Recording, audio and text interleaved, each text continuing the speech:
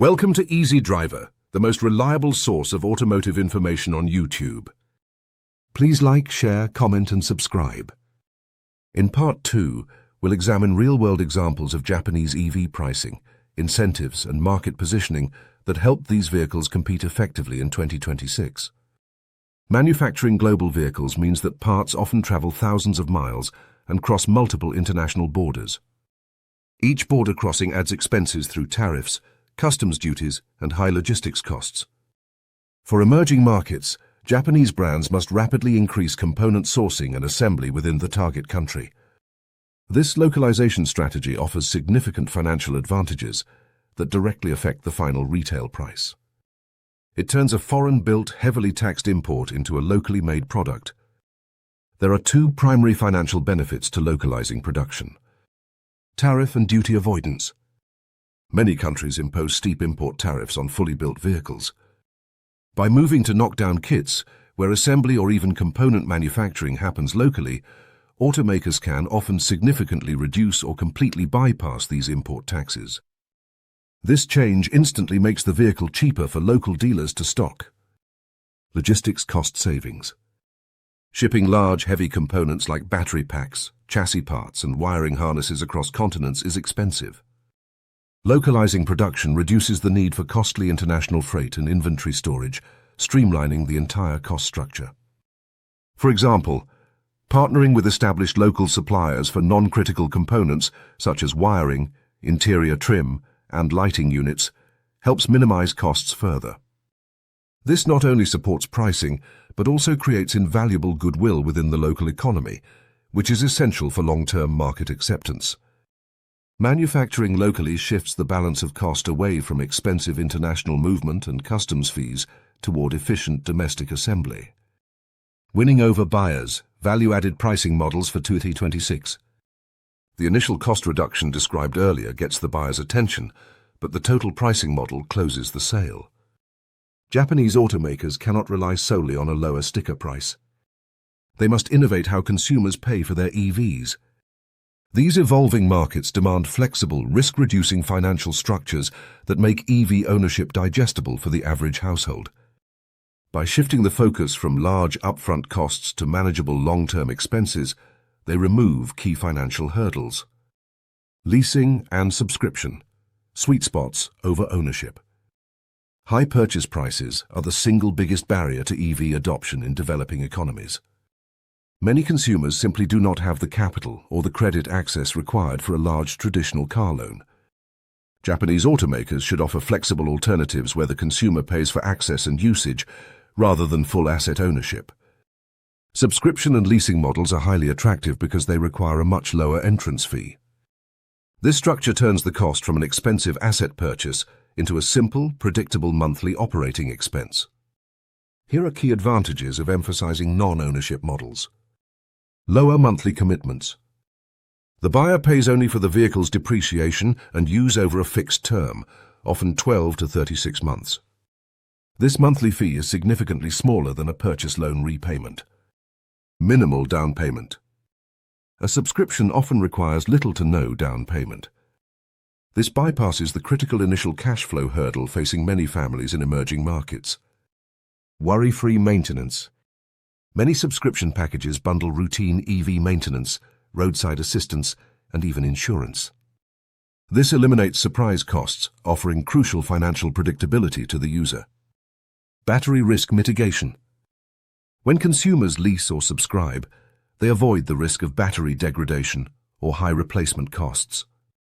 The manufacturer retains ownership of the battery, offering a strong guarantee against a consumer's biggest fear. For instance, a city dweller needing reliable transport could pay one set fee that covers the vehicle, charging advice, and a guaranteed working battery, turning the EV into a service they pay for, much like a mobile phone plan. Highlighting total cost of ownership, fuel versus electricity savings. While the sticker price is important, savvy marketing focuses on the total cost of ownership. In emerging markets, gasoline and diesel prices are often volatile and subsidized, but the cost of ownership still includes significant maintenance expenses. Japanese brands must clearly and simply illustrate how an EV saves money over a 3 to 5 year period compared to an equivalent gasoline car. You need to show the buyers exactly where their money is staying in their pocket. This involves simple, transparent comparisons. Consider these factors when demonstrating TCO savings. Fuel versus energy gap. Compare the daily cost of petrol needed to travel 50 kilometers against the cost of electricity needed for the same distance. Electricity is nearly always cheaper. Use local examples, comparing filling a tank versus connecting to a standard wall socket overnight. Maintenance minimalization. Electric vehicles require drastically less maintenance.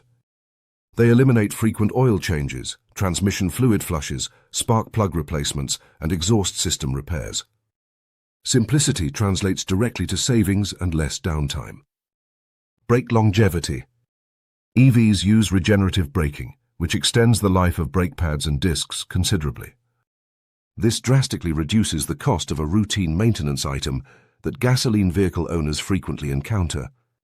Presenting these savings in clear annual figures helps consumers justify the slightly higher initial EV price.